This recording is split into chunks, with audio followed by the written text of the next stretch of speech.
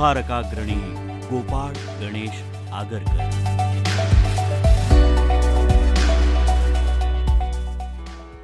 यदा यदा हि धर्मस्य ग्लानिर्भवति भारत अभ्युत्थानम् अधर्मस्य तदात्मानं सृजाम्यहम्. परित्राणाय साधूनां विनाशाय च दुष्कृतां धर्म संस्थापनार्थाय संभवामि युगे युगे. भारत भूमीवर अधर्म, अनीती, अनाचाराचे काळे मेघ ज्या ज्यावेळी दाटून येतात त्या त्यावेळी युगपुरुष जन्माला येतात आणि गीतेमधील हे वचन सार्थ ठरवतात. होय, स्वातंत्र्यपूर्व काळात जेव्हा समाज पारतंत्र्य आणि जाचक रूढी परंपरांच्या शृंखलात बद्ध होता, तेव्हा अनेक समाजधुरीणांनी समाजाला या कांचणाऱ्या बंधनातून मुक्त करण्यासाठी आयुष्य वेचलं. स्वांत सुखाय जगण्याचा विचारही न करता देशासाठी जीवन समर्पित केलं. यातील सर्वात अग्रणी नाव होतं गोपाळ गणेश आगरकर. हे महान समाजसुधारक, पत्रकार, शिक्षणतज्ज्ञ, युगप्रवर्तक गोपाळ गणेश आगरकर अवघ्या 39 वर्षांच्या अल्पायुषी जीवनात तत्कालीन कर्मठ समाज आणि अनिष्ट रूढी परंपरांविरुद्ध त्यांनी रणशिंग फुंकले. त्यांचा कठोर जीवन संघर्ष पुरोगामी आधुनिक समाजाची पायाभरणी करणारा ठरला. महाराष्ट्रातील कराड तालुक्यातील हेच ते त्यांचं जन्मग्राम टेंबू. या चिमुकल्या गावातल्या एका कौलारू घरात 14 जुलै 1856 रोजी गोपाळ गणेश आगरकर यांचा जन्म झाला आणि या वास्तूत एका गौरवशाली युगपर्वाचा आरंभ झाला. त्यांच्या वडिलांचे नाव गणेशपंत आणि आईचे नाव सरस्वती. घरची परिस्थिती अत्यंत बेताची. टेंबू या जन्मगावी शाळा नसल्यामुळे आगरकरांना वयाच्या अवघ्या 6व्या वर्षी घरापासून दूर आजोळी कराडला शिक्षणासाठी राहावे लागले. गोपाळरावांनी कराड इथे अवघ्या 12 रुपये पगारावर मुन्सफाच्या कचेरीत उमेदवारी पत्करली. याच काळात एका निबंध स्पर्धेत अप्रतिम निबंध लिहून बक्षीस मिळवले. कराडचे मुन्सफ नागपूरकर यांनी या मुलाची तैलबुद्धी आणि शिक्षणाची आस अचूक ओळखली. त्यांनी आगरकरांच्या हातात 500 रुपये ठेवले. 16 वर्षाच्या या कणखर मुलाने हे पैसे घेऊन 150 मैलांचा पायी प्रवास करत शिक्षणासाठी कराडहून रत्नागिरी गाठलं. मात्र रत्नागिरीत उच्चशिक्षित काकांच्या घरी खूप कटू अनुभव आले. कदाचित त्यामुळेच पुढील काळात सामाजिक अन्यायाविरुद्ध लिहिताना त्यांची लेखणी धारदार झाली असावी. पुनश्च हरिओम. गोपाळराव कराडला परतले. तिथे त्यांनी एका दवाखान्यात कंपाऊंडरची नोकरी धरली. मात्र एकदा तिथे प्रेतांची चिरफाड पाहणे असह्य झाल्याने त्यांनी तीही नोकरी सोडली आणि शिक्षणासाठी ते मामाच्या घरी अकोल्याला आले. अकोल्याच्या शाळेत असताना एकदा त्यांना घरकामामुळे शाळेत येण्यास उशीर झाला. तेव्हा हेडमास्तर महाजनी म्हणाले, तुमच्या हातून शाळेत वेळेवर येणे जमत नाही तर बाकी काय जमणार तुम्हाला? यावर गोपाळराव बाणेदारपणे उत्तरले, आपल्यासारखा MA होईल तरच नावाचा आगरकर. 1875 साली गोपाळराव मॅट्रिक झाले. आता MA होण्याची प्रतिज्ञा पूर्ण करायची तर पुण्याला कॉलेजात दाखल होणे क्रमप्राप्त होते. पण पैशांची सोय कशी करायची? परंतु त्यांचा ठाम निग्रह पाहून त्यांच्या शिक्षकांनी 60 रुपये वर्गणी जमवली. ती रक्कम घेऊन त्यांनी पुण्याला डेक्कन कॉलेजात प्रवेश मिळवला. एक यक्ष प्रश्न होता. कॉलेजची फी आणि राहणे यासाठी दरमहा 25 रुपये खर्चाची तजवीज कशी करायची? कुशाग्र बुद्धिमत्तेच्या जोरावर त्यांनी हा प्रश्न सहज सोडवला. वऱ्हाड समाचार या वृत्तपत्रात लेख लिहून त्यांना दरमहा 5 रुपये मिळू लागले. निबंध स्पर्धांमधून बक्षिसे मिळवून रंगमंचासाठी नाटके लिहून ते खर्चाची तरतूद करत. शिवाय त्यांनी ज्युनियर स्कॉलरशिप सुद्धा मिळवली. तरी सुद्धा एकच सदरा रातोरात वाळवून घालण्या इतकं काटकसरीचं जिणं त्यांना जगावं लागत होतं. परिणामी तरुण वयात त्यांची प्रकृती खालावू लागली. त्यांना दम्याचा विकार जडला. 1878 मध्ये आगरकर BA झाले. MA त्यांनी तत्वज्ञान आणि इतिहास हे विषय घेतले होते. त्यामुळे मिल, स्पेन्सर यांच्या ग्रंथसंपदेचा त्यांनी अभ्यास केला. त्यांच्या विचारांनी ते प्रभावित झाले. कॉलेजच्या काळात त्यांनी हिंदुस्थानचा इतिहास बारकाईने वाचला होता. त्यामुळे त्यांना देशाच्या अवनतीची कारणे जाणवत होती. त्यावर त्यांचे विचार मंथन चालू होते. पदवी प्राप्त झाली. आता आपला मोठा मुलगा पगारदार होईल आणि आपली विपन्नावस्था संपेल अशी आशा त्यांच्या आईला वाटू लागली. पण त्या एका व्रतस्थ समाजधुरीणाच्या मातोश्री होत्या. आगरकरांनी त्यांना एका पत्रातून स्पष्टपणे कळवले, आई, आता तू मोठाले मनोरथ करत असशील, पण मी स्पष्ट सांगतो की मी विशेष संपत्तीची हाव न धरता फक्त पोटापुरता पैसा कमवेन आणि सर्व वेळ समाजहितासाठीच खर्च करेन. आगरकरांचा हा पोकळ निश्चय नव्हता. हाती असलेलं लेखणीचं अस्त्र परजवत हिंदू धर्मातील अनिष्ट रीतिरिवाजांवर प्रहार करण्यास त्यांनी सुरुवात केली. समाजात अज्ञान, दारिद्र्य, विषमता यांचे प्रमाण किती भयावह आहे याची एव्हाना त्यांना पूर्ण कल्पना आली होती. म्हणूनच देशहितार्थ आयुष्य वेचण्याचा अंकुर विशीच्या आतच त्यांच्या मनात रुजला. कॉलेजच्या काळातच आगरकरांना बाळ गंगाधर टिळकांसारखा मित्र मिळाला. दोघांच्या मनातली देशप्रेमाची तळमळ हा मैत्रीचा समान धागा होता. काही सामाजिक समस्यांवर मतैक्य नसले तरी शिक्षण प्रसाराशिवाय आपल्या देशाला ऊर्जितावस्था येणार नाही यावर उभयतांचे एकमत होते. सुदैवाने स्वकीयांसाठी छात्र तेजाचे आणि राष्ट्रभावनेचे शिक्षण देणारी शिक्षण संस्था काढण्याचे विष्णूशास्त्री चिपळूणकरांनी निश्चित केले आणि टिळक व आगरकरांना शिक्षण क्षेत्राचा मार्ग गवसला. तिघांच्या उत्कट ऊर्जेतून 1 जानेवारी 1880 रोजी पुण्यात मोरोबा दादांच्या वाड्यात न्यू इंग्लिश स्कूलची स्थापना झाली.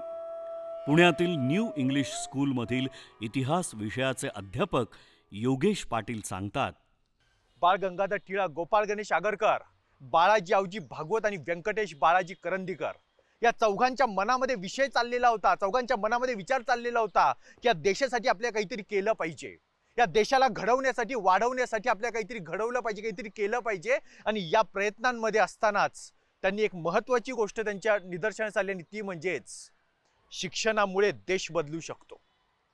आणि याच कालावधीमध्ये विष्णूशास्त्री चिपळूणकर अर्थात मराठी भाषेचे शिवाजी हे सरकारी नोकरी सोडून नवीन शाळा काढण्याच्या विचारात आहेत याची माहिती आगरकर टिळकांना कळाली.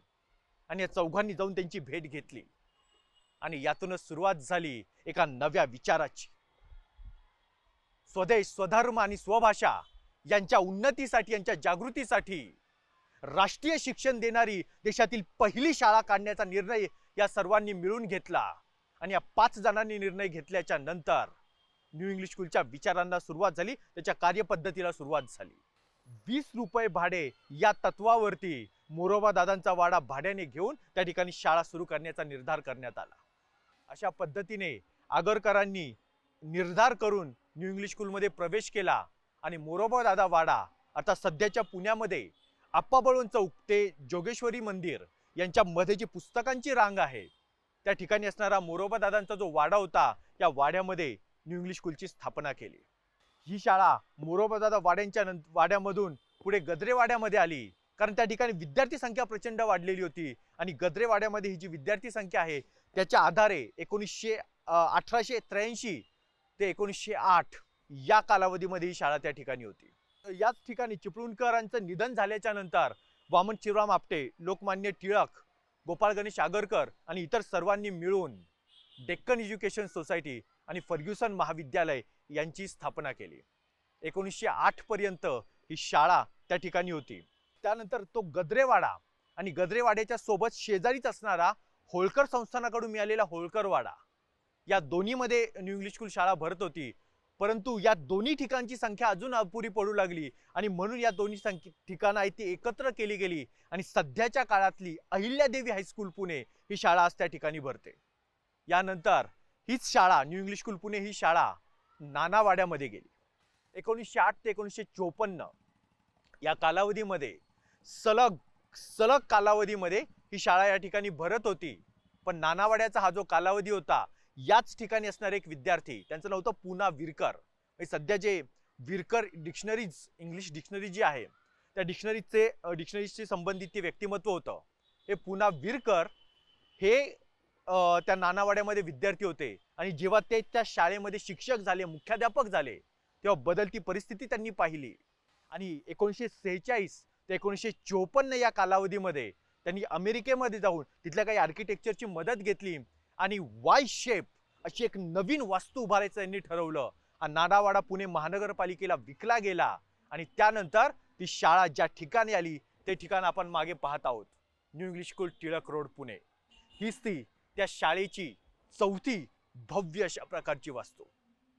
गोपाळ गणेश आगरकर आणि बाळ गंगाधर टिळक यांनी कोल्हापूरच्या गादीसाठी जे कष्ट घेतले त्याची परिणिती म्हणजेच डेक्कन एज्युकेशन सोसायटी या संस्थेला जे पहिले अध्यक्ष लाभले ते म्हणजेच राजर्षी छत्रपती शाहू महाराज. याशिवाय या शाळेला अतिशय महनीय अशा व्यक्तींची परंपरा लाभलेली आहे.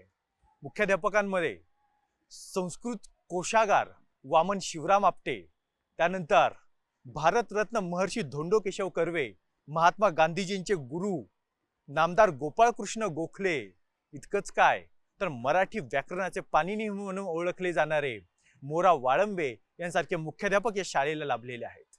याशिवाय शिक्षकांची जर आपण तुलना केली, शिक्षकांचा जर आपण विचार केला, मराठीचे शेक्सपियर म्हणून ओळखले जाणारे राम गणेश गडकरी अर्थात गोविंदाग्रज, कवी केशवसूत आधुनिक काव्याचे जनक, इतिहासाचार्य विकार राजवाडे, अशा प्रकारच्या अनेक महनीय व्यक्ती या शाळेमध्ये शिक्षक म्हणून काम त्यांनी केलेलं आहे. दमाम मिराजदार यांसारखे विनोदाचे महान व्यक्तिमत्व असणारे, त्यांची मिराजदारी संपूर्ण महाराष्ट्रभर चालली, तेही या शाळेमध्ये शिक्षक होते.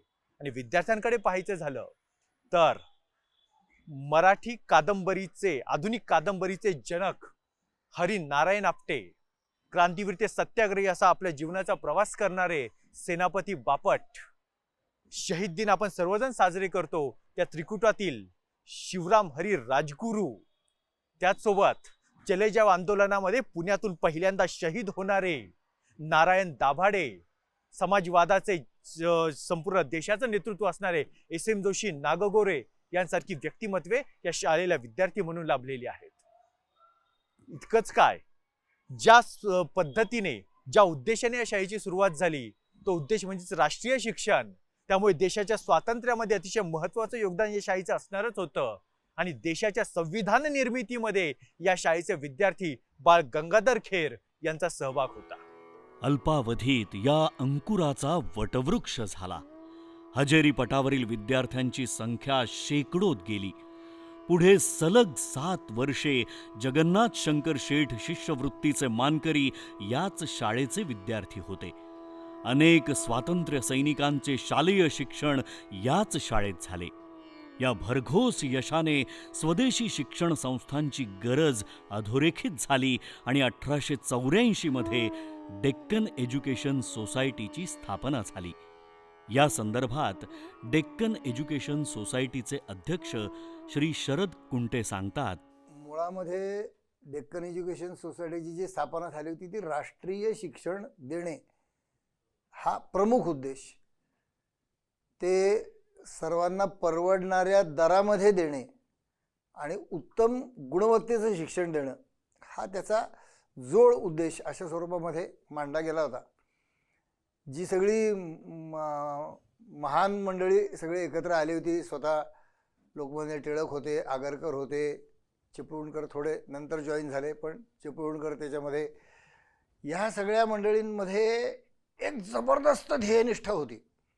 राष्ट्रीय शिक्षण म्हणजे काय याच्या संबंधीची त्यांची कल्पना अतिशय स्पष्ट होती की राष्ट्रीय शिक्षण द्यायचं म्हणजे काय करायचं.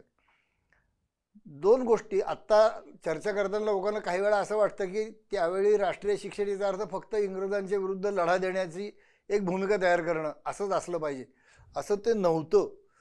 म्हणजे या सगळ्या जणांच्या लेखनामध्ये जे सगळे वेगवेगळे उल्लेख आहेत त्याच्यामध्ये आपण स्वातंत्र्य मिळवलं पाहिजे, आपण आपल्या देशामध्ये एक स्वत्व जागृतीसाठी काहीतरी प्रयत्न केला पाहिजे. काय झालं होती त्यावेळी अवस्था की इंग्रजांचा 1857च्या युद्धामध्ये विजय मिळालेला तो इतका मोठा विजय होता तो की त्यामुळे सगळ्या देशातल्या विचारवंतांचं मनोधैर्य खचलं होतं की आपण कमी दर्जाचे आहोत, आपला धर्म कमी दर्जाचा आहे, आपली संस्कृती कमी दर्जाची आहे, आपलं शिक्षण कमी दर्जाचं आहे, आपल्या इथले उद्योगधंदे कमी दर्जाचे आहेत. अशी एक इन्फिरिटी कॉम्प्लेक्सची भावना समाजात सगळी निर्माण झालेली होती. त्या इन्फिरिटी कॉम्प्लेक्सच्या भावनेतून समाजाला बाहेर काढणं, त्यासाठी जी शिक्षणाची रचना करायला लागेल ते राष्ट्रीय शिक्षण, अशी भूमिका टिळक आणि आगरकर दोघांनीही मांडली होती. दोघंही केसरीचे बराच काळ संपादक होते आणि त्याच्यामध्ये ही भूमिका त्यांनी वारंवार मांडलेली आहे की राष्ट्रीय शिक्षण म्हणजे काय, फक्त स्वातंत्र्यासाठी प्रयत्न करणं असं नाही, तर आर्थिक, सामाजिक, औद्योगिक, सांस्कृतिक, शैक्षणिक अशा सर्व स्तरावरती समाजाचा आत्मविश्वास वाढवणं. टिळकांनी त्याच्यासाठी शब्द वापरला, या प्रत्येक क्षेत्रामध्ये समाजाला आत्मनिर्भर करणं, दुसऱ्याच्या तोंडाकडे बघायची वेळ न येणं. ही भूमिका त्यांची स्पष्ट असल्यामुळे त्यांनी जे सगळे सहकारी जमवले त्या सगळ्या सहकाऱ्यांना आपण काय करायचं याची कल्पना स्पष्ट होती, क्लिअर होती. लोकमान्यांनी स्वतः परिश्रम खूप केले, त्यांनी स्वतः मनापासून शिकवलं, त्याच्या समाजातले वेगवेगळ्या स्तरातले लोक आणून जोडण्याचं काम लोकमान्यांनी केलं. पण आगरकर त्याच्या एक पाऊल पुढे होते. आगरकरांनी संस्थेसाठी जीवाभावानी काम करणारी माणसं जोडण्याचं काम केलं.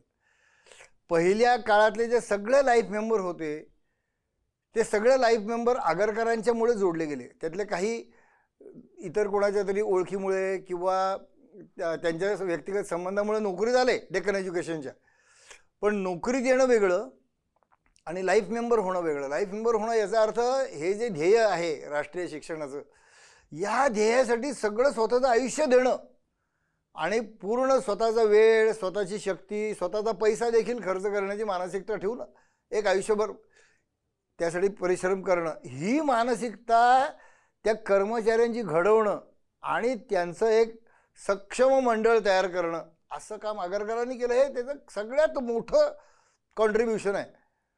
आगरकर नंतर फार काळ राहिले नाहीत. म्हणजे मुळामध्ये डेक्कन एज्युकेशन सोसायटीच्या कामामध्येही ते 5-7 वर्ष पुढे तेवढ्या प्रमाणात सक्रिय राहिले. 1885 नंतर तर 95मध्ये तर त्याचं निधनही झालं. त्यामुळे फार काळ त्यांचं संस्थेला सहभाग मिळाला किंवा कॉन्ट्रीब्युशन मिळालं असं नाही. या काळात त्यांनी जी माणसं उभी केली, टीम उभी केली, ती टीम संस्थेला दीर्घकाळ पुढे घेऊन गेली. म्हणजे मी त्याचं वर्णन असं करतो की पहिल्या काळामध्ये दिशा सेट करणं आणि त्याला एक मोमेंटम देणं कामाला, की आमची दिशा काय आहे राष्ट्रीय शिक्षण देण्याची, आणि त्याला मोमेंटम कसा मिळेल तर पूर्ण वेळ या संस्थेसाठी देणारी माणसं निर्माण करण्याची प्रक्रिया, या दोन गोष्टी एकत्र जोडण्याचं काम आगरकरांनी केलं. हे त्यांचं सगळ्यात मोठं कॉन्ट्रीब्युशन आहे. तो जो मोमेंटम आणि ती जी दिशा संस्थेला त्या पहिल्या काही वर्षांमध्ये प्राप्त झाली, ती संस्था अजूनही टिकवून आहे. 2 जानेवारी 1885 रोजी गद्रेवाड्यात फर्ग्युसन महाविद्यालयाचा पहिला वर्ग भरला. फर्ग्युसन कॉलेजमध्ये प्राध्यापक आगरकर विद्यार्थ्यांना इतिहास विषय तन्मयतेने रंगवून शिकवत. त्यामुळे लवकरच ते विद्यार्थ्यांमध्ये लोकप्रिय झाले. पुढे 1892मध्ये आगरकरांनी फर्ग्युसन कॉलेजचे प्रिन्सिपल म्हणून पदभार स्वीकारला. फर्ग्युसन कॉलेजच्या ऐतिहासिक परंपरेविषयी विद्यमान प्राचार्य R.G. परदेशी सर सांगतात. गोपाळ गणेश आगरकर हे डेक्कन एज्युकेशन सोसायटीचे संस्थापक, आजीव सदस्य, तसेच दुसरे प्राचार्य, आणि त्या प्राचार्यपदा करत असताना त्यांनी काम जे शिक्षणासाठी त्यांनी विचार केला आणि समाजाला सुधारण्यासाठी शिक्षण हे महत्त्वाचं ठरवलं, त्याच परंपरेचा वारसा आम्हाला मिळालेलं आहे आणि मी आज प्राचार्य म्हणून काम करत असताना आमच्या डेक्कन एज्युकेशन सोसायटीने देखील याच प्रकारचा त्यांचा विचार पुढे नेण्याचा आणि समाज सुधारण्यासाठी किंवा समाजासाठी जे काही गरज आहे शिक्षणाची जोड देऊन आणि ते देश बांधणीसाठी कसं मदत करता येईल याचाच आम्ही आज प्रयत्न करत आहोत आणि त्या परंपरेचे पाईक असल्याचं आम्हाला भाग्यशाली समजतो. सद्यस्थितीत स्थितिशील समाजाला गतिशील आणि विचारप्रवण बनवण्यासाठी वृत्तपत्रांचे प्रभावी माध्यम हाताशी असावे असे टिळक आणि आगरकर या दोघांनाही वाटू लागले. यास्तव 2 जानेवारी 1881 रोजी टिळकांनी मराठाची सूत्रे हाती घेतली. 4 जानेवारी 1881 रोजी केसरी प्रकाशित झाला. त्यावर संपादक म्हणून गोपाळ गणेश आगरकर हे नाव मुद्रांकित झाले. सुरुवातीला केसरीच्या अवघ्या 200 प्रती छापल्या जात. अल्पावधीत केसरीचा खप 1,500वर गेला. याचं श्रेय आगरकरांचे काटेकोर संपादन, तत्कालीन विषयांची अचूक निवड आणि परखड वैचारिक लेखन यांनाच जाते. सकाळ वृत्तपत्राचे संपादक सम्राट फडणीस याचे विवेचन करतात. गोपाळ गणेश आगरकरांची पत्रकारिता म्हणजे साधारण 1880 नंतरचा हा काळ आपण डोळ्यासमोर घेतो. 1880 आणि त्याच्या आसपासच्या सगळ्या कालावधीमध्ये गोपाळ गणेश आगरकरांची पत्रकारिता आहे. त्यांच्या पत्रकारितेची धारणा अतिशय स्पष्ट आहे. म्हणजे त्यांनी पत्रकारिता कशासाठी करतायत याच्याबद्दल त्यांनी स्वतःही लिहून ठेवलेलं आहे. केसरीमधल्या त्यावेळच्या त्यांच्या निबंधांमध्ये सुद्धा त्याचा उल्लेख येतो. त्यातला सगळ्यात महत्त्वाचा घटक म्हणजे त्यांनी पत्रकारितेबद्दल लिहिताना, वर्तमानपत्रांबद्दल लिहिताना अगदी स्पष्टपणे असं म्हटलंय. त्यात ते असं म्हणतात की पत्रकारांचं, वर्तमानपत्रांचं मुख्य काम हे गस्त घालण्याचं आहे.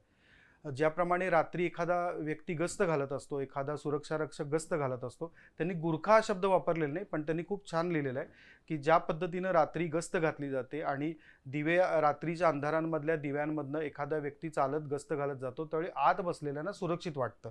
तर ही पत्रकाराची भूमिका आहे असं त्यांनी म्हटलेलं होतं. वर्तमानपत्रांची ही गस्त घालण्याची भूमिका आहे, ज्याला आजच्या काळामध्ये आपण investigative journalism, civic issue, developmental journalism अशी तांत्रिक आणि अगदी वैशिष्ट्यपूर्ण नावं दिली आहेत. त्याला खूप त्यांनी जेनेरिक शब्द वापरले होता की पत्रकाराचं, वर्तमानपत्रांचं काम हे गस्त घालण्याचं आहे.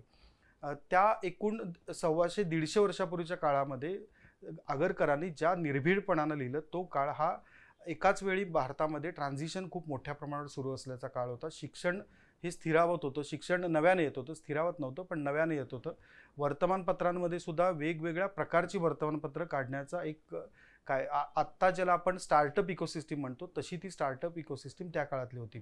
जे शिकलेले आहेत ते अधिक त्यांचं ज्ञान अधिकाधिक लोकांपर्यंत पोहोचवण्यासाठी वर्तमानपत्रांचा वापर करायचे. आणि दुसरी अशी लोक होती आगरकरांसारखी जे शिकलेत आणि त्यांच्या ज्ञानाचा वापर फक्त वाचनासाठी होऊ नये तर त्यातून चळवळी उभ्या राहाव्यात. त्यामुळं अगदी छोट्या छोट्या विषयांवर आगरकरांनी खूप सविस्तरपणानं लिखाण केल्याचं आढळतं.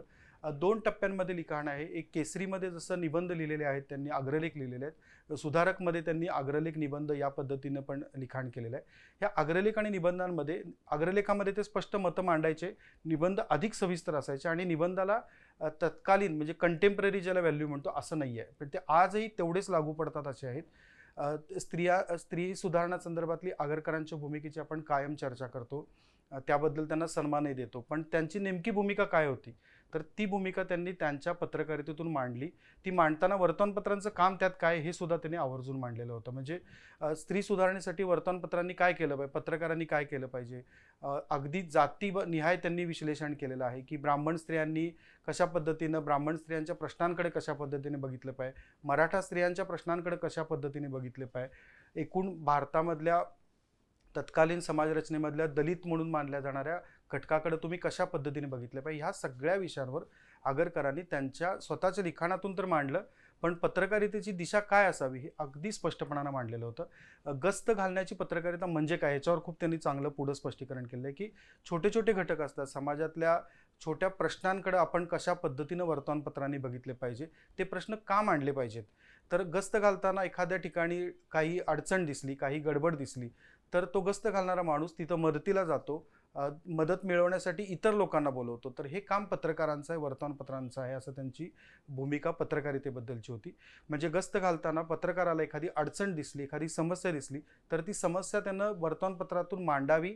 त्या वर्तमानपत्रातनं मांडल्यानंतर त्या वर्तमानपत्राकडं अधिकाऱ्यांपर्यंत ती समस्या पोचवावी, त्या संबंधित विभागापर्यंत पोचवावी. समाजातल्या त्या घटकाचा प्रश्न सोडवण्यासाठी सरकार आणि तो घटक यांच्यामध्ये मध्यस्थाचं काम दलालाचं नव्हे, ते खूप स्पष्टपणानं म्हणतात की गस्त घालणाऱ्या व्यक्तीचं काम पत्रकारांना करावं आणि ती समस्या सोडली की दुसऱ्या समस्येकडे जावं. ज्याला आत्ता आपण सोशल रिस्पॉन्सिबिलिटी म्हणतो, सामाजिक उत्तरदायित्व म्हणतो, तर ते उत्तरदायित्व पत्रकारांच्या मध्ये असलं पाहिजे, ही आगरकरांची भूमिका होती. आणि ती भूमिका त्यांनी त्यांच्या स्वतःच्या पत्रकारितेतून मांडली, स्वतः वर्तमानपत्र चालवताना मांडली आणि स्वतःचं वर्तमानपत्र ज्यावेळी सुधारक काढलं त्यावेळी सुद्धा ती भूमिका आग्रहानं घेतलेली होती. आणि इन्व्हेस्टिगेटिव्ह जर्नलिझम आपण म्हणतो, पण आगरकर त्याच्या खूप पुढं जायचे. फक्त इन्व्हेस्टिगेशन नव्हे, तर तो प्रश्न मांडायचे, त्या प्रश्नावर काय प्रॉबेबल सोल्युशन्स आहेत ती त्यांच्या पत्रकारितेतून मांडायची आणि पुन्हा त्याच्यावर लिहायचे की हे वर्तमानपत्रांचं काम आहे, तुम्ही फक्त प्रश्न मांडू नका, ते प्रश्न सोडवायला जा. ज्याला आज आपण सोल्युशन बेस्ड जर्नलिझम असं देशभरामध्ये मानतो, पण त्यांनी त्यांच्या कामातून या स्वरूपाची प्रश्नांची उत्तरं शोधणारी पत्रकारिता सुद्धा केलेली होती, ती करून दाखवलेली होती. आणि त्या स्वरूपाच्या पत्रकारितेचं ती मूल्य इतकी शाश्वत आहेत की ती आजच्या पत्रकारितेला अगदी 2023-2030 साली जरी आपण पत्रकारिता घेतली तरी त्याच्यामध्ये सुद्धा तीच मूल्य लागू पडतील असं मला वाटतंय. आगरकरांनी केसरी, मराठा सारख्या वृत्तपत्रातून सामाजिक, राजकीय आणि आर्थिक क्षेत्रांतील नवे आधुनिक विचार महाराष्ट्रातील वाचकांसमोर ठेवले आणि वाचकांना सुधारणा सन्मुख केले. त्यासंबंधी विवेचन करत आहेत भांडारकर प्राच्य विद्या संशोधन मंदिराचे निबंधक आणि अभिरक्षक श्री श्रीनंद बापट. 4 जानेवारी 1881 या दिवशी केसरी सुरू झाला आणि केसरी आणि मराठा या दोन्ही वृत्तपत्रांचे संयुक्तपणे संपादक टिळक आणि आगरकर हे होते. 1887 सालपर्यंत ही स्थिती कायम होती. या काळात त्यांनी जसे राजकीय प्रश्न मांडले, लोकांच्या जगण्या वागण्यातले प्रश्न हे केसरीमधून मांडले, तसेच त्यांनी फार महत्त्वाचे सामाजिक प्रश्न हे त्यावेळेला हाताळले. आता त्याच्यापैकी 2 उदाहरणं जर पाहिची तर आपल्याला असं आढळेल की 1883 सालच्या जानेवारी महिन्यामध्ये न्हाणवली या नावाचे 4 लेख त्यांचे आलेले आहेत. आणि त्याच्यामध्ये जे आपले 16 संस्कार असतात, त्या 16 संस्कारांपैकी जो पहिला संस्कार आहे गर्भाधानाचा, तर तो असा आता कसा कालसुसंगत नाही, किंबहुना तो कालबाह्य झालेला आहे आणि करता कामा नये, अशा स्वरूपाचं स्पष्ट प्रतिपादन त्यांनी शास्त्राच्या आधारे केलेलं आहे असं आपल्याला दिसून येतं. तसंच मग त्यावेळेचा एक महत्त्वाचा प्रश्न होता, तो म्हणजे संस्थानिकांनी दत्तक मुलं घेण्याचा. आता लॉर्ड डलहौसीनी ते दत्तक नाकारून अनेक संस्थानं खालसा केली होती, आपल्याला माहिती आहे. तर वस्तुतः दत्तक घेणं हे प्राचीन शास्त्रांच्या दृष्टीने संमत नाही, अशा प्रकारचं प्रतिपादन हे दत्तकाची आवश्यकता या लेखमालेमध्ये त्यांनी केलं होतं असं आपल्याला दिसून येतं. त्या लेखांची जर धाटणी बघितली आणि त्यातली जर भाषा बघितली आणि नंतर जर सुधारक हे जे आगरकरांचं पत्र होतं त्यातल्या भाषेशी त्याची तुलना केली तर लक्षात येतं की हे लेख आगरकरांनी लिहिलेले असले पाहिजेत. टिळकांची भाषाशैली ही वेगळी आहे, आगरकरांची वेगळी आहे. त्यामुळे अशा दृष्टीने आगरकर हे अगदी त्यांच्या तारुण्यापासून सुधारणांच्या बाबतीत आग्रही होते. सुधारणांच्या बाबतीत आग्रही असताना त्यांचा प्राचीन शास्त्रांचा आणि परंपरांचा तितकाच अभ्यासही होता, हे आपल्याला कायम दिसून येतं. एक दुसरी लक्षात घेण्यासारखी गोष्ट आहे ती म्हणजे हे लेख लिहिले तेव्हा हे दोघेही संपादकद्वय हे 26 वर्षाचे होते फक्त. त्या दोघांचाही जन्म 1856च आहे आणि हे लेख लिहिले गेले ते 1883 साली लिहिले गेले. तर ही मोठी लक्षणीय गोष्ट आहे. आगरकर, टिळक आणि चिपळूणकरांनी स्थापन केलेल्या डेक्कन एज्युकेशन संस्थेमध्ये मला शिक्षण घेता आलं, याचा पुणेकर म्हणून मला खूप अभिमान आहे. पुण्याला ऑक्सफर्ड ऑफ द ईस्ट किंवा विद्येचं माहेरघर म्हणून ओळखलं जातं. सर भांडारकर, न्यायमूर्ती रानडे अशा थोर शिक्षणतज्ज्ञांनी इथे अनेक विद्यार्थी तयार केले. त्याच्यातच आगरकर, टिळक किंवा राजवाडे अशी बरीच नावं घेता येतील. फर्ग्युसनच्या परंपरेमध्ये जसे पहिल्यांदा एस आपटे प्राचार्य होते, त्याच्यानंतर स्वतः आगरकर प्राचार्य होते, तसंच विश्वनाथ राजवाडे हे सुद्धा तिथे प्राचार्य म्हणून त्यांनी काम केलं आणि नंतर भांडारकरमध्ये ते संशोधन करत होते. आत्ता आपण ज्या वृक्षाखाली बोलतो आहोत तो वृक्ष स्वतः राजवाडी यांनी 80 वर्षापूर्वी स्थापन केला आणि आज जे वृक्षाचं मोठं झाड दिसतंय जे ओसाड भागात निर्माण झालं त्या पद्धतीनेच या विद्वानांनी पुण्यामध्ये एक ज्ञानगंगेचा मोठा वृक्ष स्थापन केला आणि अनेक विद्यार्थी तयार झाले. समाज सुधारणा ही नेहमी विद्वानांच्या कडूनच होत असते. ज्ञानोपासना जी आहे ती पुण्यात उत्तम पद्धतीने या परंपरेने चालू केली. दरम्यान कोल्हापूर संस्थानाच्या महाराजांवरील अन्यायाच्या प्रकरणातील लेखांमुळे टिळक आणि आगरकर या मित्रद्वयीला 4 महिन्यांच्या तुरुंगवासाची शिक्षा झाली. या अनुभवांवर आधारित डोंगरीच्या तुरुंगातील आमचे 101 दिवस हे पुस्तक त्यांनी लिहिले. ते खूप गाजले. या बंदिवासाच्या काळात आगरकरांना समाजातील उपेक्षित घटकाचे जग कसे असते याचे सम्यक दर्शन झाले. ते अस्वस्थ झाले. यातूनच त्यांनी शेक्सपियरच्या हॅम्लेटचे भाषांतर विकार विलसित या नावाने केले. तुरुंगातील त्यांची ही लेखन निर्मिती त्यांच्या स्थितप्रज्ञ स्वयंप्रज्ञ प्रतिभेचीच जणू साक्ष देते. त्याविषयी पुण्यातील भांडारकर प्राच्यविद्या संशोधन विभाग प्रमुख डॉक्टर प्रदीप आपटे सांगतात.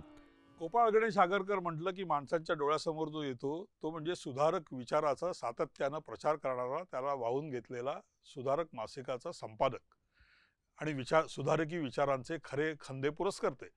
पण आगरकरांच्या व्यक्तिमत्वाला याच्यापेक्षा बरेच काही पैलू आहेत. आगरकर हे विद्वान होते, एवढंच नाही तर ते रसिक विद्वान होते. ते साहित्याचे फार मोठे जाणकार होते. संस्कृत साहित्य तर त्यांच्या काळातल्या त्यांच्याबरोबरच्या सहकाऱ्यांसकट, उदाहरणार्थ लोकमान्य टिळक, त्यांना तर ती नाटकं, ते वाङ्मय हे जवळपास मुखोद्गत असायचं. पण जेव्हा टिळकांबरोबरच डोंगरी तुरुंगामध्ये आगरकर बंदी होते त्यावेळेला त्यांना वेळ कसा घालवायचा हा एक प्रश्न होता. ते आपापसात चर्चा करायच्या इथपर्यंत ठीक आहे, पण एकदा कोठडीत एकट्याला बंद केल्यानंतर काय करावं याच्यासाठी त्यांनी जर काही एक शक्कल लढवली असेल तर ती की त्यांचा एक दुसरा भवभूती कालिदासासारखाच फार लाडका लेखक होता, त्याचं नाव शेक्सपियर, आणि त्याची जवळपास सर्व नाटकं आगरकरांनी त्यांच्या तरुण काळात कॉलेजमध्ये असतानाच फार मन लावून वाचलेली होती. तेव्हा त्यांच्या मनात असा विचार आला की आपण शेक्सपियरचंच रूपांतर का करू नये, आणि रूपांतर का म्हणायचं, भाषांतर का म्हणायचं नाही. याचं कारण त्यांना असं वाटत होतं की ह्या प्रकारची कथा, या प्रकारची पात्र, त्यांची पार्श्वभूमी ही भारतीय मनाला, मराठी मनाला कशी कळणार, कशी रुचणार. मग त्या कथेचा जो काही आशय आहे, त्या हॅम्लेट नावाच्या, त्याचं नाव चंद्रसेन आहे त्यांच्या नाटकामध्ये, ही व्यथा त्यांच्यासमोर जायची तर ती अशा रूपात जायला पाहिजे की भारतीय प्रेक्षकाच्या ती सहज पचनी पडेल. म्हणून त्यांनी त्याचं निखळ भाषांतर करायच्या ऐवजी त्याचं रूपांतर करायचं ठरवलं. सगळ्या पात्रांची नावं बदलली, जी भारतीय लोकांना कानावर पडली तर जुन्या राजवाड्यांची वाटतील, सरदारांची वाटतील अशी केली, आणि त्या कथेला एक थोडीशी मुरड घालून त्यांनी त्याचं एक मराठी रूपांतर केलं. पण मराठी रूपांतर करायचं म्हटलं तरी सुद्धा त्याच्यामध्ये अनंत अडचणी आहेत की त्याच्यामधली पात्र जे बोलतात, काही राजे आहेत, काही दरबारातले अधिकारी व्यक्ती आहेत, उदाहरणार्थ पोलोनियस, मग त्यांची भाषा कशी असेल, त्यातल्या स्त्रीपात्रांची भाषा कशी असेल, जी अशा उच्च वर्गातली नाहीत, अशा तुलनेनं खालच्या दर्जामध्ये असलेल्या लोकांची भाषा कशी असेल. ती भाषा जर मराठीत आणायची तर कोणती भाषा आणायची. म्हणजे त्यावेळेला ग्रामीण भागातल्या भाषांना बऱ्याचदा कुळं म्हणजे जे शेतकरी लोक होते त्यांची म्हणून ती कुळवाडी भाषा म्हणायची. पण आगरकर त्यांच्या प्रस्तावनेत म्हणतात की हा कुळवाडी, नागपूरचा कुळवाडी वेगळी भाषा बोलतो, कोकणातला कुळवाडी वेगळी बोलतो, देशावरचा वेगळी बोलतो. मग कोणत्या कुळवाडी भाषाची? बरं, आता समजा ही कुळवाडी बाई असेल तर कुळवाडी बाईची भाषा ही त्याहून वेगळी असते. आणि त्यांनी तर एका ठिकाणी असं म्हटलंय की बाईची भाषा जर शिकायची तर त्याला शाळा नाही, त्याची शाळा एकच, म्हणजे बाई जिथे राहते ते घर, तिथं जाऊन तुम्हाला ऐकायला पाहिजे, तरच तुम्हाला ती भाषा कळेल. इतक्या बारकाव्यानं त्या पात्रांच्या संवादामधल्या भाषेचा विचार करणारा हा अनुवादक नाही, रूपांतर करताय, आणि फार मोठा क्रियाशील रूपांतर करताय. कारण त्यांना हे पाहिजे की आता हे फक्त वाचलं जाणार नाही आहे, हे रंगभूमीवर असेल. मग रंगभूमीवर असलेल्या माणसाला या प्रकारची भाषा अवगत असेल का? त्या भाषेचं उच्चारण अवगत असेल का?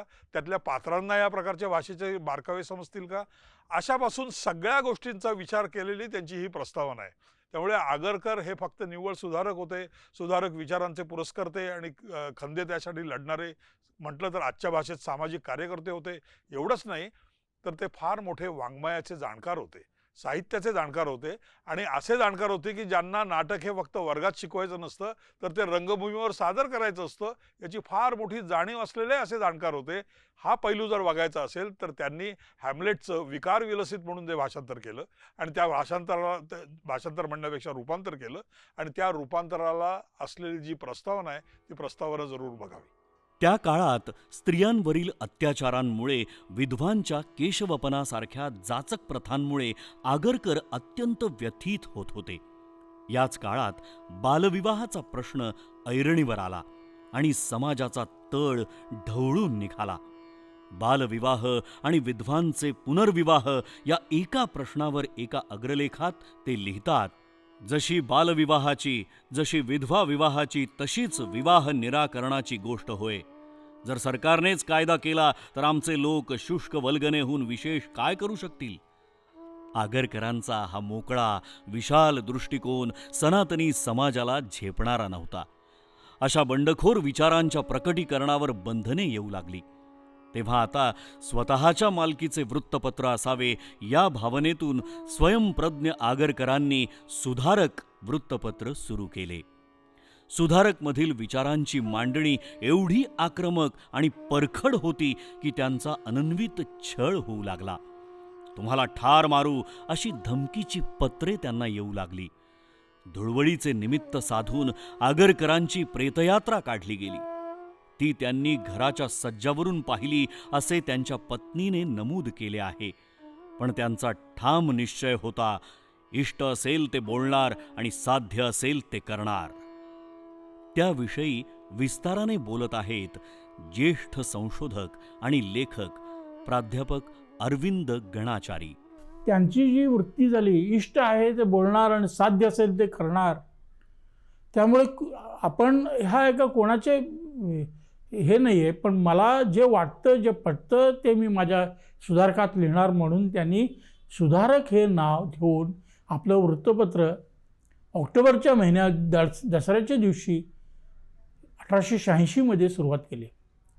ते त्याचे मराठीचे जे लेख असतात ते सुधारकात छापायचं हे आगरकरांची रिस्पॉन्सिबिलिटी होती. इंग्लिश पार्ट जो होता, त्यांचे फर्ग्युसन कॉलेजमध्ये त्यांच्यामुळे आलेले जे लाईफ मेंबर म्हणून आलेले गोपाळकृष्ण गोखले हे त्यावेळेला 23 वर्षाचे होते. आगरकर 28 वर्षाचे होते, ते 24 वर्षाचे होते, 23. ते त्याचे इंग्लिश एडिटर म्हणून. आणि त्यामुळे 1886 पासून ते 1895 ज्या वेळेला आगरकरांचा मृत्यू झाला त्यावेळेपर्यंत आगरकर आणि बऱ्याच वेळेला हे गोखले हे त्या दोघांना जणांनी मिळून ते सुधारक काढलं. पण सर्वात संपादक म्हणून त्यांचं जे हे होतं, नाव होतं, ते फक्त आगरकरांचं होतं. पण त्याच्यामध्ये गोखलेही लिहित असत. गोखले इंग्लिश पार्टमध्ये लिहित असत, इंग्रजीमध्ये लिहित असत, आणि वृत्तपत्र हे मराठी आणि इंग्लिशमध्ये दोन्ही येत असे. ह्या वृत्तपत्रामध्ये त्यांनी स्त्रियांचे लेखही छापले. म्हणजे फक्त त्या स्त्रियाबद्दलचे लेख छापले. इंग्लंडमध्ये ज्या सफ्रागिस्ट म्हणून ज्याला त्यांना मतदानाचा हक्क मिळावा ह्या चळवळीसाठी काम करणाऱ्या ज्या एमिली पँखर्स्ट होत्या, अशा स्त्रियांची चरित्र छापली त्याने. तसे त्यांनी सुधारकामध्ये शेठ माधवदास रघुनाथदास यांचा जो धनकर कुंवर बरोबर जो विवाह झाला, पुनर्विवाह झाला, त्याची सगळी त्याची कथा त्यांनी पहिल्यांदा आपल्या सुधारकात छापली. आणि सुधारकात पंडिता रमाबाईबद्दल ज्या वेळेला एक राळ उठवली गेली, ती शारदा सदनमध्ये तिच्यावरती तिथे ख्रिश्चन केलं जातं असे आरोप करण्यात आले, तिच्याविरुद्ध केसरीमध्ये लेख लिहिण्यात आले तिचे. पण पंडिता रमाबाई आणि आगरकर ह्यांचे संबंध होते.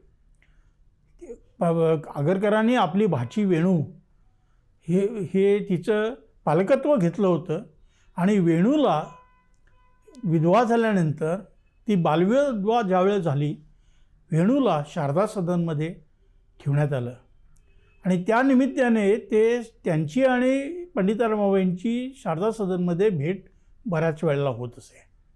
आणि त्यामुळे त्या आतल्या गोटातली माहिती केल्यानंतर त्यांनी ज्या वेळेला ही राळ उठवण्यात आली पंडिता रमाबाईंच्या विरुद्ध, त्यावेळेला सर्वात अतिशय समर्थ असं समर्थन जे कुठनं आलं तर ते आगरकरांच्या सुधारकामध्ये आलं. एकदा एका वाचकाने त्यांना प्रश्न विचारला की तुमचा सुधारक आणि टिळकांचा केसरी आम्ही 8 आणे खर्च करून दर आठवड्याला घेतो, एवढे पैसे खर्च करून काय वाचतो तर तुमची दोघांजणांची भांडणं, त्यामुळे आपण खर्च करावी नको असा आम्हाला आता प्रश्न पडतो आहे. आगरकरांनी त्यावरती एक अतिशय मार्मिक असा अग्रलेख लिहिला, महाराष्ट्रीयास अनावृत्त पत्र, महाराष्ट्रीयाचं एक ओपन पत्र, एक अनावृत्त पत्र. आणि त्या पत्रामध्ये त्यांनी सुरुवात केली की हे सोलापूरकर मित्रा, वादविवादाला घाबरतोस कशाला? ज्या समाजात वादविवाद होतात त्या समाजाची प्रगती होते. मला काही माझी मतं आहेत, टिळकांची काही मतं आहेत, आम्ही आमची मतं हिरिरीने मांडतो. तुम्हाला सर्वजणांना डिसाईड करायचं आहे की तुम्हाला ठरवायचं आहे की ह्याच्यातली खरी कुठली. आम्ही हे तुमचं लोकशिक्षण करतो आहे. त्यांचं जे वाक्य होतं सुधारकाचं, इष्ट आहे ते बोलणार, साध्य आहे ते करणार, हे त्यांचं ब्रीदवाक्य होतं आणि ते तशाच प्रकारे शेवटपर्यंत राहिले. मात्र आजवर सर्व सामाजिक समस्यांवर एक दिलाने काम करणाऱ्या टिळक आणि आगरकर या 2 मित्रांमधील वैचारिक मतभेदांची दरी रुंदावत जाऊ लागली. आगरकर आदर्शवादी होते. त्यांच्या मते सामाजिक सुधारणेविना स्वातंत्र्य ही संकल्पना अप्रासंगिक आहे. या उलट टिळकांची धारणा अशी होती की आधी स्वातंत्र्य प्राप्तीनंतर इतर समस्या आपोआप सुटतील. वास्तविक उभयतांच्या मनात लोककल्याणाचेच विचार होते, मात्र त्यांचे मार्ग भिन्न होते. टिळक महाराष्ट्र विद्यापीठाचे कुलपती आणि लोकमान्य टिळकांचे पणतू डॉक्टर दीपक टिळक सांगतात, जो मतभेद म्हणून म्हणतात तर ती त्यावेळेला परिवर्तनाची एक गरज होती, समाज परिवर्तनाची गरज होती आणि ते चौफेर होतं. म्हणजे ते जसं राजकीय होतं तसं सामाजिक होतं, आर्थिक होतं, औद्योगिक होतं. आणि जर आगरकरांचे संपूर्ण लेख आपण जर वाचले तर त्या लेखात आपल्याला असं लक्षात येतं की हे सगळे विषय त्यांनी हाताळलेले आहेत. आगरकरांनी जे जास्त लेखन म्हणजे त्याची जर संख्या म्हटली तर त्यांनी स्त्री पुरुष किंवा स्त्रियांवर जो अत्याचार आहे किंवा ज्याला आपण समानता म्हणतो त्या समानतेबाबत अनेक गोष्टी त्यांनी परखडपणे मांडलेल्या आहेत. हे दोघंही जण असे हे होते की आपलं मत हे प्राकर्षाने मांडायचं, खणखणीत मांडायचं आणि त्या याच्यात कुठेही दुसऱ्याला प्रतिस्पर्ध्याला नामोहरम करायचं. आणि अशाच यांनी हे सर्व लेखन केलेलं आहे. यात जो काही मी म्हणत होतो की सैद्धांतिक दोघांच्या याच्यातला मतभेद तो अगदी सोपा आहे, म्हटलं तर सोपा आहे पण काळाला खूप अवघड आहे. तो म्हणजे आहे एक विज्ञानवादी तर्कनिष्ठ अशी विचारसरणी जी आगरकरांची होती. आगरकरांची विचारसरणी ही स्पेन्सर हा जो काही पाश्चिमात्य विद्वान आहे याच्याप्रमाणे होती, जी विज्ञानवादी होती, बौद्धिक याच्यावर होती. आणि टिळकांची विचारसरणी ही आध्यात्मिक याच्यावर होती. अगदी सोप्या उदाहरण द्यायचं झालं तर असं देता येईल की आपण गीता सर्वांना आपल्याला माहिती आहे. तर आगरकर हे गीतेकडे पाहत असताना व्यासांनी मांडलेले त्यांचे विचार अशा तऱ्हेने पाहत असत आणि टिळक हे आध्यात्मिक दृष्टीने श्रीमद भगवद्गीता असं म्हणून त्यांनी त्याचा अर्थ गीता रहस्य सांगितला. हा त्याच्यातला भेद सहजपणे लक्षात येतो आणि याच्यामुळे अनेक गैरसमज अनेकांनी त्याबाबत होतात, परंतु तसे असायचे कारण नाही. कारण दोघांनी आपलं आयुष्य हे या देशाच्या पुनरुत्थानाकरता किंवा या देशाची परिस्थिती सुधारावी याच्याकरता केलं. 1894मध्ये आगरकर हे चान्सलरने अपॉइंट केलेले मुंबई विद्यापीठाच्या सिनेटवरचे मेंबर होते आणि टिळक हे इलेक्टेड मेंबर होते. पण दोघा जणांचा एक पानसुपारीचा समारंभ करावा असं त्या विद्यार्थ्यांना वाटलं. दोघे तयार नव्हते, पण शेवटी ते आग्रहखातीर तयार झाले आणि पुण्याच्या डेक्कन कॉलेजमध्ये त्यांचा पानसुपारीचा समारंभ झाला. त्या पानसुपारीच्या समारंभातला उत्तर देताना आगरकर म्हणाले की आगरकर म्हणजे रेल्वेच्या इंजिनासारखे आहेत. हे ऐकायला बरं वाटतं आणि टिळक हे त्याचे ब्रेक्स आहेत. हे करा, टिळक हे त्यांच्याबरोबर तिथे बसले होते. पण त्याच्या पुढचं महत्त्वाचं ते बोलले की रेल्वेच्या इंजिनाशिवाय समाजाला गती प्राप्त होत नाही आणि ब्रेक्सशिवाय त्याला समाजाला स्थैर्य लाभत नाही. त्यामुळे जितकी इंजिनाचं महत्त्व आहे तितकंच त्या ब्रेक्सचं महत्त्व आहे. मला हे सांगायचं आहे की टिळक आणि आगरकर हे एकाच नाण्याच्या दोन बाजू आहेत. आगरकर सुधारकमधून आपले विचार मुक्तपणे मांडू लागले. त्यातील एका लेखात ते म्हणतात, दुष्ट आचारांचे निर्मूलन, सदाचाराचा प्रसार, ज्ञानवृद्धी, सत्य संशोधन आणि भूतदयेचा विचार इत्यादी सुखाची वृद्धी करणाऱ्या गोष्टी विचार कलहाखेरीज होत नाहीत. वैचारिक वाद हे समाजाच्या जिवंतपणाचे लक्षण आहे. सुधारक वृत्तपत्रातून आगरकरांनी वेळोवेळी स्त्रियांचे केशवपन, बालविवाहाची अनिष्ट प्रथा, घटस्फोटाची स्त्रियांना मुभा अशा विषयांवर आपले बंडखोर विचार मांडले. हळूहळू हे विचार तत्कालीन समाजाच्या पचनी पडू लागले. त्याविषयी वंचित विकास संस्थेच्या संचालिका मीना कुर्लेकर म्हणतात, मला असं वाटतं की भारतामध्ये जे कोणी समाजसुधारक होते त्याच्यामध्ये सगळ्यात अग्रणी नाव असेल तर गोपाळ गणेश आगरकर. त्यांनी विवेकबुद्धीनी किंवा निष्ठेवरती जास्त भर दिला. तुम्हाला विवेकाने विचार करायला शिकवलं, फक्त विचार करायला शिकवलं नाही तर स्वतंत्र विचार करायचा, स्वतंत्र निर्णय घ्यायचे आणि ते अंमलात आणायचे.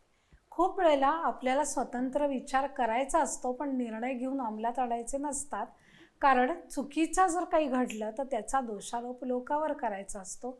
यांनी स्वतःला विवेकाने विचार करून निर्णय घेऊन अंमलात आणायला शिकवलं. ही त्यांची पहिली शिकवण की जी आजही मला असं वाटतं की खूप लोकांना पटत नाही किंवा ते लपतात किंवा ते अंमलात आणत नाहीत.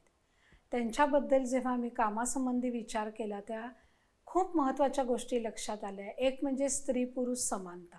स्त्री पुरुष समानता म्हणजे स्त्रियांचं शिक्षण, ते सुद्धा पुरुषांबरोबर, म्हणजे को एज्युकेशन जे आपण म्हणतो ते त्यांनी मांडलं की स्त्री आणि पुरुष किंवा मुलगा आणि मुलगी यांनी एकत्र शिक्षण घेतलं पाहिजे असा त्यांचा आग्रह होता. त्यांचं असं म्हणणं आहे की ह्याच्यामध्ये निकोप वाढ होते. जे आपल्याला सारखं वाटतं की मुलगा मुलगी काय काय काय ते काहीही घडत नाही. तुम्ही दोघंही बरोबरीने मोठे होता, एकमेकांना समजून घेता. त्याच्यानंतरचं त्यांचा एक महत्त्वाचा जो विषय आहे की जो मला खूप भावला तो म्हणजे तुम्ही पैसे मिळू शकाल, म्हणजे अर्थार्जन करता येईल असं शिक्षण, याच्यावर त्यांचा भर होता की आपला चरितार्थ, आपल्या कुटुंबाचा चरितार्थ बाईंनी आपण चालवला पाहिजे, असे एवढे पैसे तिला मिळवता आले पाहिजेत. मला नेहमी वाटतं की आता जे आपण व्होकेशनल ट्रेनिंगचा विचार करतो ना, व्होकेशनल ट्रेनिंग म्हणजे काय हे त्यांनी एवढ्या वर्षापूर्वी मांडलं होतं. दुसरे जे विषय त्यातले मांडले ते म्हणजे विधवा विवाह, याच्यावर त्यांचा भर होता. आज आम्ही एक वंचित विकासतर्फे अभय अभियान आम्ही चालवतो. दुसरं मला एक खूप भावलं. आम्ही HIV एड्समध्ये काम केलं आणि तेव्हा मग लक्षात आलं की आपण सेक्स एज्युकेशन दिलं पाहिजे. ह्यांनी त्या काळात सांगितलं होतं की लग्न करण्यापूर्वी पुरुष आणि बाई या दोघांचं एकमेकांशी बोलणं झालं पाहिजे, त्यांच्यात भावनिक संबंध म्हणजे भावनिक नातेसंबंध झाले पाहिजेत, मग त्यांचे संबंध आले पाहिजेत. आणखीन एक समाजातला जो भाग आहे की ज्याच्यावर त्यांनी खूप टीका केली आणि अजूनही हे बोलायचं आपलं धाडस होत नाही, ते म्हणजे असं आहे की प्रेमावरती असतं याच्याबद्दल प्रश्नच नाही. नवरा बायकोंचं खूप प्रेम असेल, नवरा गेला आहे, तिला दुःख झालं आहे, जीवन अवघड झालं आहे, त्यात ती एखाद वेळेस गेली, तिला धक्का बसला, हा भाग निराळा. पण नवरा गेल्यावर आपल्याला जगण्याचा कॉन्फिडन्सच नाही, कुणी विचारणार नाही आपण खायचं प्यायचं काय, किंवा मुलांना कसं सांभाळायचं, म्हणून बायका जेव्हा विहीर जवळ करतात त्याच्यावर त्यांनी एक लेख लिहिला आहे की हे पतीचं प्रेम का पुरुषांची निर्घृणता. आजसुद्धा हे सगळे प्रश्न अनुत्तरित आहेत. जेव्हा आपण बायकांच्या विकासाचा किंवा बायकांच्या प्रगतीचा विचार करतो, किती वर्षापूर्वी या माणसाने हा विचार केला आहे. त्यांचं असं म्हणणं आहे, ठीक आहे तुमचं प्रेम आहे ना, तर दोघांचंही एकमेकांवर प्रेम पाहिजे, दोघांनीही एकमेकांसाठी केलं पाहिजे, तर त्या नातेसंबंधाला म्हणजे आनंद आहे, त्याच्यामधनं काहीतरी निर्माण होतं. नवरा गेला म्हणून बाईंनी 14व्या वर्षी सती जायचं, केश वपन करायचं, तिला कुरूप करायचं. एक फार म्हणजे त्यांनी विनोदी म्हणलं की खोचक प्रश्न विचारले की बाई गेल्यानंतर पुरुष त्या दिवशी तरी बिडी काढी सोडतो का हो? म्हणजे समानता किंवा दोघांचं बरोबरनी जगणं वाढणं. त्यांचं असं म्हणणं आहे की तुम्ही लहानपणापासून बरोबर जगा, बरोबर वाढा आणि बरोबर आनंद घ्या. हे सगळे विचार त्या काळात बोलण्याचं धाडस त्यांनी केलं. आज आम्ही हे विचार लोकांपर्यंत न्यायचा प्रयत्न करतोय, त्यांच्या पावलावरती पाऊल टाकून चालायचा प्रयत्न करतोय. म्हणून त्यांचा जो आग्रह होता ना की प्रत्येकाने विवेकाने विचार करावा.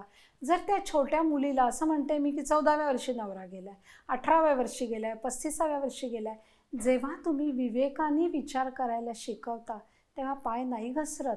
आणि जेव्हा तिचा पाय घसरला असं म्हणतो तेव्हा एकटीचा नाही घसरत. असं पण असू शकतं ना की घरातलं कोणी तिच्या दिसण्याचा फायदा घेत असेल, तिच्या तरुणपणाचा फायदा घेत असेल, तिला एक्सप्लॉइट करत असेल. आजही आपण हे वाचतो की बाईवरती अत्याचार होतात, घरात होतात, बाहेर होतात. मग हा जो विचार आहे ना त्यांचा, हा किती मूलभूत आहे बघा. आणि मला सगळ्यात विशेष वाटतं की ह्याच्याबद्दलचा आवाज त्यांनी उठवला आहे, एका पुरुषाने उठवला इतक्या जुन्या काळी. त्या काळात त्या माणसांनी दुसरा विचार मांडला होता की आपल्याला मूल होऊन द्यायचं आहे की नाही, पुरुषाला हवं असलं तरी हा निर्णय दोघांनी मिळून घ्यायचा आहे. म्हणजे खरंच आत्ता जे जे काही आपण मांडायचा प्रयत्न करतोय किंवा सगळ्या समाजामध्ये जे चाललं आहे ना, ते ह्यांनी 200 किती जुना काळ आहे, 1800चा काळ आहे, त्या काळामध्ये सांगून ठेवले आजचं साल काय ते साल काय. आगरकर हाडाचे समाज सुधारक होते. ते स्वतः कोकणस्थ ब्राह्मण असल्याने त्यांना जाती व्यवस्थेचा जाच होणे शक्य नव्हते. तरीही त्यांनी जाती व्यवस्थेचा तीव्र निषेध केला.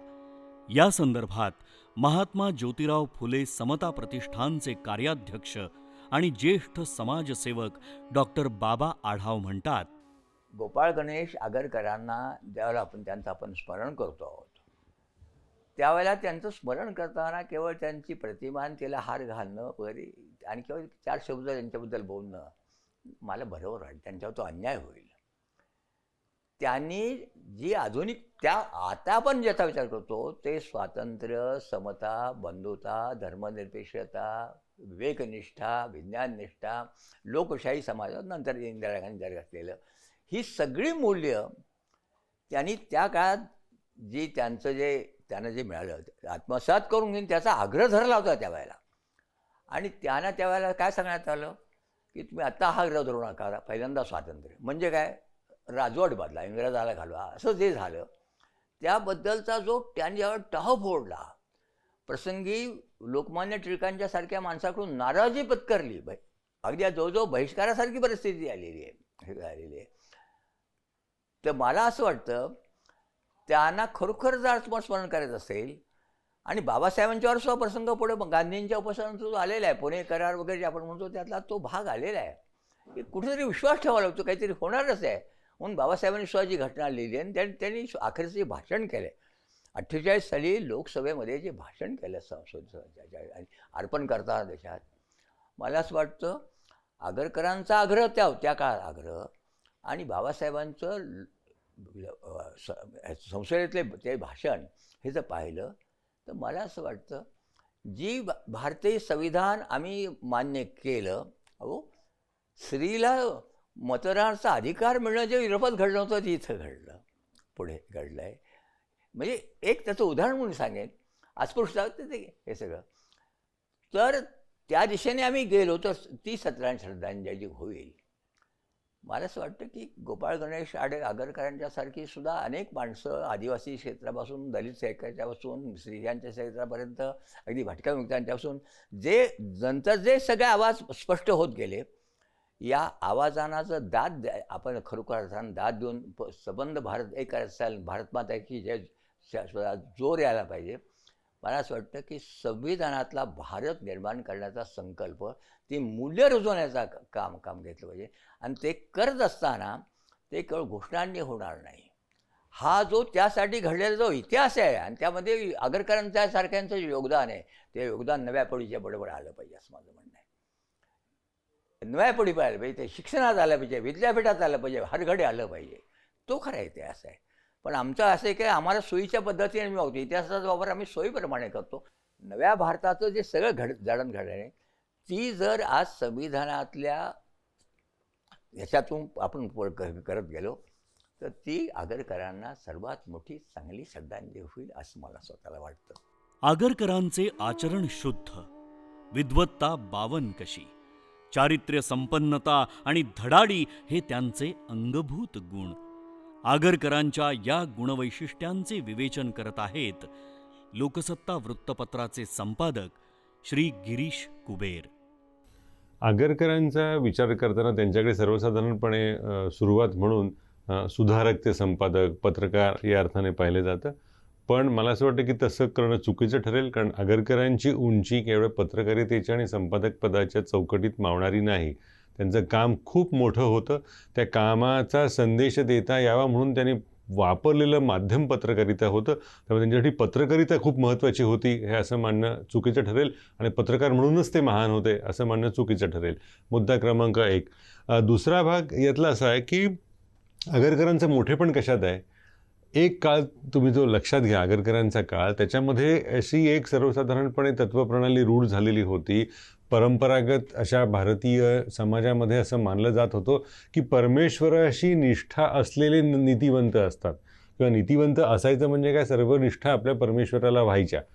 या परंपरेमध्ये संत तुकाराम वगैरे या महाराजांच्या म्हणजे 12व्या-16व्या शतकानंतर आगरकरांचं मोठेपण अशासाठी की हा असा एकमेव किंवा पहिला विचारवंत असा होऊन गेला की ज्याने धार्मिकता आणि नैतिकता यांचा काहीही संबंध नाही हे अतिशय ठामपणाने सांगितलं. माझ्यासाठी हे खूप मोठे पण आगरकरांचं हे आपण मान्य करायला हवं. कारण काय होतं की धार्मिक माणसं ही नैतिक असतात. याच विधानाचा व्यत्यास असा आहे की नैतिक असण्यासाठी धार्मिक असणं आवश्यक आहे असं मानण्याचा प्रघात ज्या देशामध्ये होता त्या देशामध्ये एखादा विचारवंत उठतो आणि म्हणतो की धार्मिक असणं आणि नैतिक असणं यांचा काहीही संबंध नाही. धर्मावरती अजिबात निष्ठा नसणारा, किंबहुना म्हणजे ज्याला नास्तिक म्हणता येईल असा माणूससुद्धा पूर्णपणे नैतिक असू शकतो. पण त्याचवेळी धर्मावरती पूर्ण निष्ठा असलेला किंवा धर्माला वाहून घेतलेला माणूससुद्धा, अशी व्यक्तीसुद्धा अत्यंत अनैतिक असू शकते. त्यामुळे धर्म आणि नैतिकता यांचं नातं तोडणारा हा पहिला विचारवंत म्हणून आगरकरांचं मोठेपण महाराष्ट्राने लक्षात घ्यायला हवं. त्या अर्थाने आगरकर हे देशातल्या अतिशय म्हणजे महत्त्वाचं विधान मला मांडावं असं वाटतं, करावं असं वाटतं की आगरकर हे देशातल्या नास्तिक चळवळीचे महाराष्ट्रातले प्रणेते नाही, देशातले संस्थापक आहेत असं म्हणायला हवं. महाराष्ट्राला ज्या वेळेला लँड ऑफ रिझन म्हणजे तर्कवादाचं आश्रयस्थान असलेलं राज्य असं जेव्हा म्हटलं जातं, म्हणजे देशामधलं महाराष्ट्राचं मोठंपण काय, तर महाराष्ट्र हा लँड ऑफ रिझन आहे, मग तर्कवादाचा, बौद्धिकतेचा आधार आहे असं मानलं जातं. तर त्या आधारामागचे आधारस्तंभ हे आगरकर होते हे आपण लक्षात ठेवायला हवं. दुसरा एक मुद्दा त्यांच्या बाबतीत आवर्जून मांडायला हवा. म्हणजे त्या काळात एक मोठा वाद महाराष्ट्रामध्ये झाला होता. झालं होतं असं की मुंबईची एक तरुण मुलगी, ती तरुण झाली नव्हती, तिचा विवाह त्यावेळेच्या परंपरेप्रमाणे झाला आणि विवाहानंतर जेव्हा ती पतीच्या घरी गेली त्यावेळेला तिने अशी भूमिका घेतली की माझ्या देहावरती माझा हक्क आहे. तुम्ही कल्पना करा, अशी भूमिका 21व्या शतकात घेणाऱ्या मुलीसुद्धा किती कमी असतील. पण ही मांडणी तिने त्यावेळेला घेतली आणि तिने नवऱ्याला सांगितलं की मला जेव्हा इच्छा असेल, माझी जेव्हा इच्छा असेल तेव्हाच तुम्हाला स्पर्श करायचा. आणि त्याच्यावरनं खूप मोठं वादळ निर्माण झालं. त्यावेळेला झालं असं की नवऱ्याने भूमिका घेतली की हिंदू कायद्यानुसार तुझा विवाह झालेला आहे आणि विवाह झालेल्या पत्नीवरती पतीचा पूर्णपणे अधिकार असतो, हे सर्वमान्य तत्त्व होतं. त्या मुलीनं ते नाकारलं. ती म्हणाली नाही, असं चालणार नाही, हे बरोबर नाही आहे.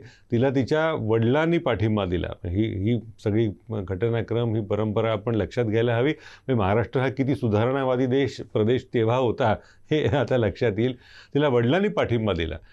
तेवढ्यावरच ती थांबली नाही. तिने त्यावेळेला टाइम्स ऑफ इंडियामध्ये लेख लिहिला या विषयावरती की स्त्रीच्या देहावरती हक्क कुणाचा, असा तो लेख लिहिला. त्यावेळेला ती नंतर त्या लेखाने अर्थात जे काही वादळ निर्माण व्हायचं होतं ते झालं. समाजामध्ये 2 तट पडले की एक हिंदू धर्मानुसार जर विवाह झालेला असेल तर हिंदू धर्माच्या परंपरेनुसार तिच्या मागणीकडे दुर्लक्ष करायला हवं आणि तिचा नवरा जो म्हणतोय, पती जे म्हणतोय ते मान्य करायला हवं. हे वाद पडले. घरात अर्थातच तिच्या वादळ निर्माण झालं असणार, कारण तिला नवऱ्याने नाकारलं. वडिलांच्याकडे ती राहायला गेली, वडिलांनी पाठिंबा दिला.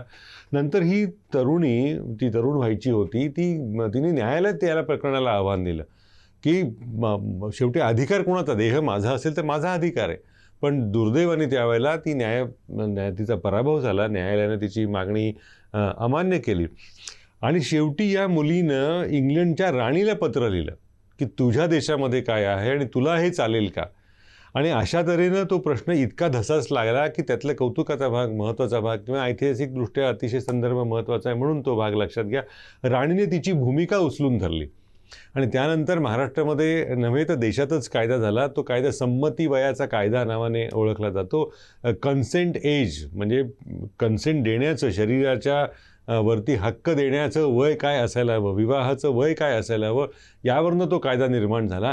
आणि त्यावेळेला टिळकांसारखे पुढारीसुद्धा आणि अनेक जण, विशेषतः जे सनातनी विचारांचे होते ते सर्व आणि काँग्रेसमधले आधुनिक मानले जाणारे टिळकसुद्धा हे त्या मुलीच्या नवऱ्याच्या बाजूने होते.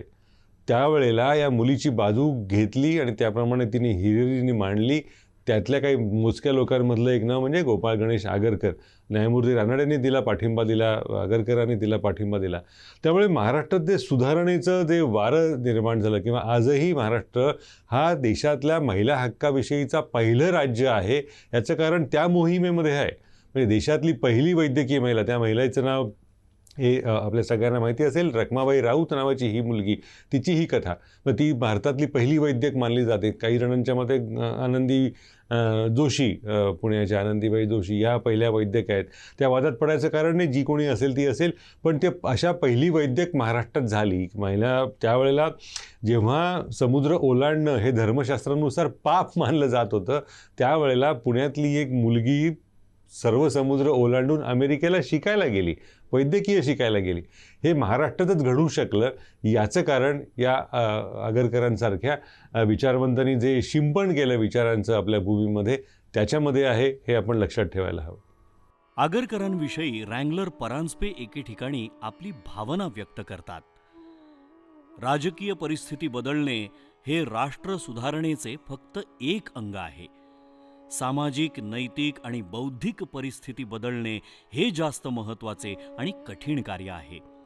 आगरकरांनी आपल्या प्रतापशाली लेखणीने नेमके हे कार्य केले. फर्ग्युसन कॉलेजचे प्राचार्य म्हणून पदभार सांभाळत असतानाच मृत्यूच्या गडद सावल्यांनी त्यांना घेरून टाकले. 17 जून 1895 रोजी काळाने त्यांच्यावर झडप घातली. एक अशांत वादळ शांत झाले. आगरकरांनी मृत्यूशय्येशेजारी एका पुरचुंडीत 20 रुपये ठेवले होते. माझ्या प्रेत दहनार्थ अशा चिठ्ठीसह. सध्याच्या परिस्थितीत गोपाळ गणेश आगरकर यांच्या बुद्धिप्रामाण्यवादी विचारांची समाजाला नितांत गरज का आहे याबद्दल प्राचार्य अरविंद गणाचारी म्हणतात, मला एक असं वाटतं की मराठी साहित्यामधला एकही साहित्यिक नाही आहे की ज्याने आगरकरांच्यावरती काही लिहिण्याचं काम केलं नाही. मग ते वि. स. खांडेकर असोत, कोणीही असोत, यादी फडके तर ते फार मोठेच होते. सगळ्या जणांनी आगरकरांवरती लिहिलेलं आहे.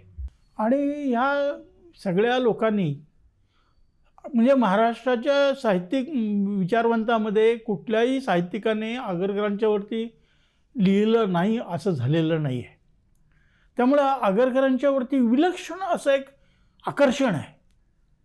तो त्यांचा बुद्धिप्रामाण्यवाद, तो त्यांचा प्रखर असा तळमळ, त्यांची प्रखर तळमळ आणि कुठल्याही प्रकारची न तडजोड करता आपली मतं मांडणे, हे करताना पण आज आगरकरांचा बुद्धिप्रामाण्यवाद मागे का पडला, हे एक विचार करण्यासारखी गोष्ट आहे. बऱ्याच वेळेला वाटतं की राम जन्मला पाहिजे, पण राम माझ्या घरात नको, दुसऱ्याच्या घरात जन्माला पाहिजे, कारण वनवास त्याला भोगावा लागला. आणि मला असं वाटतं की आगरकर बुद्धिप्रामाण्यवाद हा प्रवाहाच्या विरुद्ध पोहण्यासारखा आहे. आगरकर हे प्रवाहाच्या विरुद्ध पोहत होते, त्याने आपली मतं मांडली आहेत. प्रवाहाच्या बाजूने पोहत जाणे हे फार सुलभ आहे, त्याच्यात कष्ट नाही आहेत. त्यामुळे आजही आगरकरांच्याबद्दल अतिशय आकर्षण आहे, पण त्यांचा बुद्धिप्रामाण्यवाद कुठेतरी मागे पडल्यासारखा दिसतो. मला जे पटतं ते मी घेणार, माझ्या बुद्धीला आकलन जे होतं ते मी करणार. त्यामुळे मला वाटतं आजही आगरकरांचं आकर्षण जे आहे ते वैचारिक आकर्षण आहे. आजही समाजाला आगरकर हा ध्रुवताऱ्यासारखा मार्ग दाखवतो आहे. तो कितपत आपण त्याच्याबरोबर जायचं हे आपण विचार करायला पाहिजे. स्वाभिमानी तत्वनिष्ठ अशा या समाज धुरीणाचा अंत तसाच दैदिप्यमान होता. प्रख्यात साहित्यिक वि. स. खांडेकर लिहितात, जीवनाच्या प्रत्येक क्षेत्रात या भूमीच्या सुपुत्रांनी वेळोवेळी बंडाचे निशाण उभारून बहुजन समाजाच्या प्रगतीचा मार्ग मोकळा केला आहे. महाराष्ट्राच्या या भूमीत हिऱ्याच्या खाणी नसल्या तरी मानवी रत्ने दुर्मिळ नाहीत. अशाच या गोपाळ गणेश आगरकर नामक दैदिप्यमान रत्नाला आमचे त्रिवार वंदन.